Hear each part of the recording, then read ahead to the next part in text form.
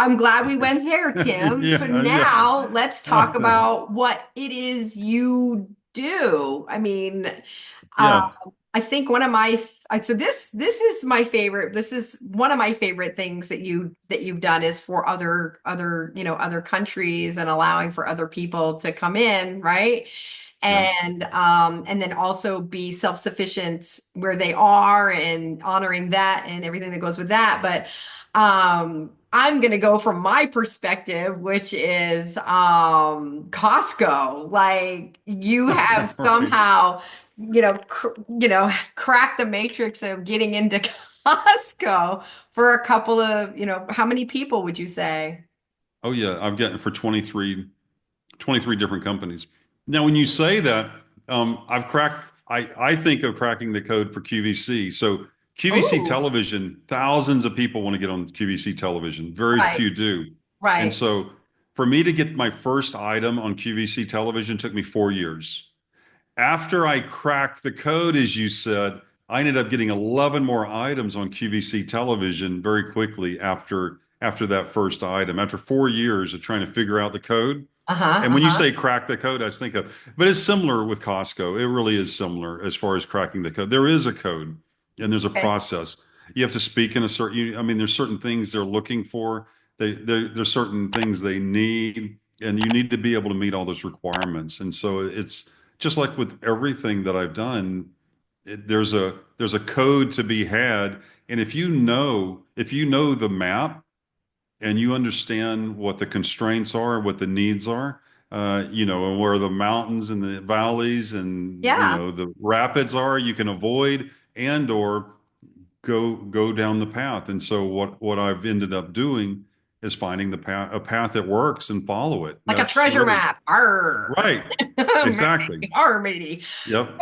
So because I'm going to come back to Costco and then like I'm saying like, hacked or cracked or whatever to, or the map to Costco.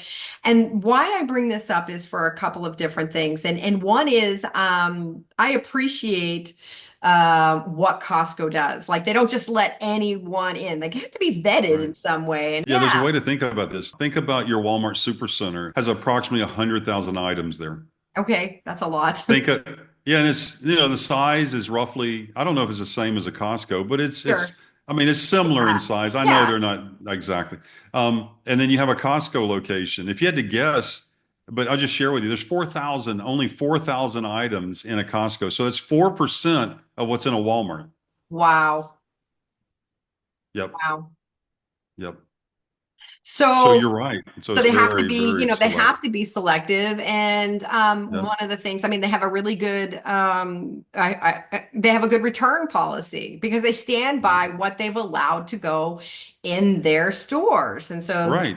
they have quality. And then I like the fact that when I get something from Costco, I'm like, I know that this is a version that is sold somewhere else, but a step above it, So let's say I'm Yep. getting, I don't know, I'm just going to say like Doritos. Right. It is Doritos, but it is maybe very close to, let's say, I don't know, let's say it's a bag of Doritos and it's equivalent to two bags, right? Because they're going to do Yep. bulk, right? So it's equivalent to two bags. It's not the price of one bag, but it's not the price of two bags. It's one. Or if I'm all right, so like, or another example would be like if I'm getting a computer, this is how my brain works. And I think of Costco. For one, they have the good return policy.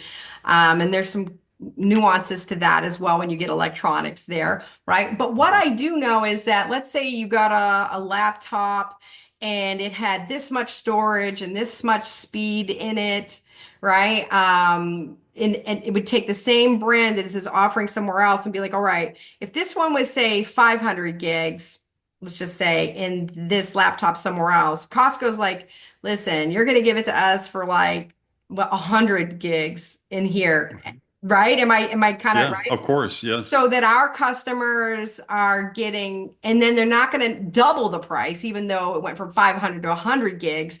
They're going to go ahead and be like, all right, we're going to do 100 gigs and we're going to do it at this price, and you have to give us some kind of quality. Would you agree with that? Not only, yeah, not, you're absolutely correct. No, so Absolutely. That's why. So Costco is the largest seller of diamonds, single source seller of diamonds in the I did world. not know that. They're the largest wine store in the world. There's no one that sells more wine. When they buy salmon, when they choose the source of salmon, it impacts the entire world market of salmon. So they're the third largest retailer in the world with only a few hundred locations.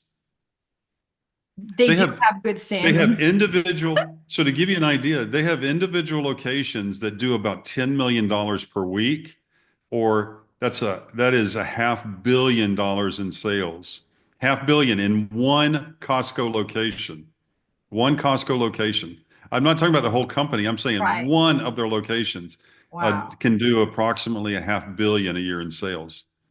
So number one diamonds, number one wine, and then Yeah, there's no one that sells as many pumpkin pies as they do. They sell millions and millions and millions of pumpkin pies at they do have Thanksgiving. a good pumpkin pie, and it's a big Yeah, pumpkin pie. right, Like, right. like they're So, like, we're gonna take the regular standard and we're gonna Costco size it, and it's gonna be yeah, delicious. right. And so they're very, there's just it's an amazing business. It's just an amazing business. And I've had a good fortune of meeting the founder, Jim Senegal, 4 different times, and Wow. I've learned from him on almost everything that I know about Costco. So much of it is directly from him and from the people that work with him, as far as what's happening in the innovations that he's made. Also, he's the one that has influenced so much of the success of my clients in other areas as well because of his ideas, his strategies, and the things that he makes happen. It wasn't until I started doing things with Costco that I realized so many of the things, so many of the issues, opportunities just in the food space, and it's just changed everything. Just so many different things changed for me. But you're not imagining at all because Costco they have some incredible secret weapons. It's not necessarily secret, but people don't realize really what's Standard. happening. Yeah. Standards. So one of the things, Costco, this is one of the strange things. Costco does not make money from selling a product. Jim will grill you. So if you're a building manager, if you work for Costco and you're selling a product for more than basically what it cost, you're going to get in trouble with Jim and also other leadership. He's retired. He's not in the day to day, but you're going to have an issue because of the way they run the business. So the profits they make as a company do not come from selling merchandise. Do you I buy love, Doritos at Walmart or Publix? I have absolutely have Yep. done that. Yeah. And so Walmart and Publix, when you buy those Doritos, there's profit for the Oh my retailer. God. At Costco, there's no profit. So the reason being, Tim, what are you talking about? Help out, explain this. Yes. So what Costco does is they basically the profit they make is from selling their membership. So Wow. if you go Costco is a publicly traded company, just pull up the number of memberships they're selling each year. Look at the number, their membership income, then look at the profit number. So as a company, what's the profit of Costco? It's roughly equivalent To the to the membership. amount of their cards, so the membership cards. Wow. Wow. Huh. And so because of that, they only sell the merchandise enough to cover their business expenses. I think I like him even more now because I mean, although I tend to shirk from having to pay a membership for anything, it's almost like I wish I would have known this before today, and I will tell you why.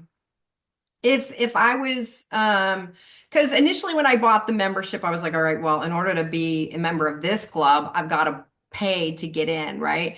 And I was like, fine, that's I'm just gonna go in and buy my stuff or whatever. And I appreciate, everything going on in there and that kind of thing. But what I'm realizing that I was actually buying was trusting that what I'm getting is at cost from this point on. Yep. That's huge. That Yep. is huge to me. Like, yeah, Yes. you got to pay. I mean, I don't know. I did not know this, but I see them in a different way and the membership in a completely different way. Instead of being like, oh gosh, time for this membership. It's like, wait a minute, actually, it's time for me to sign up for this distributor who is going to make sure that when I step through their door and buy anything, it's always going to be at cost and not more. And Right. that's their whole deal. And I appreciate them more now. And I like that because I felt like before this moment, I felt like not only were they making money selling the things, but they were making money from this membership and perception. When we talk about perception, my perception was like, fine, I got to do this because, and then they're making money through, on me as I'm walking around as well. I mean, I wasn't walking around bitter the whole time, but I felt like that was the relationship that we had. But now I'm seeing that it is me paying for the trust in knowing that when I walk in there and buy anything, it's at cost. And I like that. Yeah. Yeah, because there's something to be, yeah, I like that And more. and remember that the cost, when I share that, I am sharing. It is at their cost that, but that includes their overhead, so their expenses. So they've got their expenses, but not the profit piece. Profits come from the cards. Gotcha, gotcha. Okay, but even more so, Right. it makes sense. Okay, so there is some in there, but not like we're right. Like that's where the Yeah. primary bulk of their money is coming from, is from the stuff. It's coming from the memberships. At the stuff. And they're aggressive. They want to sell you a membership and they want you to upgrade. I mean, they do push, they want you to move to that executive level. I mean, they definitely do that Okay, because yeah. that's where their profits are. Uh-huh. It's just amazing, when you think about it. But Okay. one of the things they do, though, Mhm. when you start to thinking about it, one of the things they do bring in quality. It needs to be high quality. They Yes. want the best. They want the best of everything, and they do sell it. They sell the best of everything at an unbelievable price. And I'm glad that you clarified that because I now understanding that basically the price of what something is basically their overhead, covers their overhead, and Right. then the membership is where their profit is at. So I still feel good about that. Either way, thank you, Tim. This is Well, you're exciting. welcome, Catherine. Yes. Thank you very much. Have a great day, and I appreciate you inviting me. Yes, of course. Take care.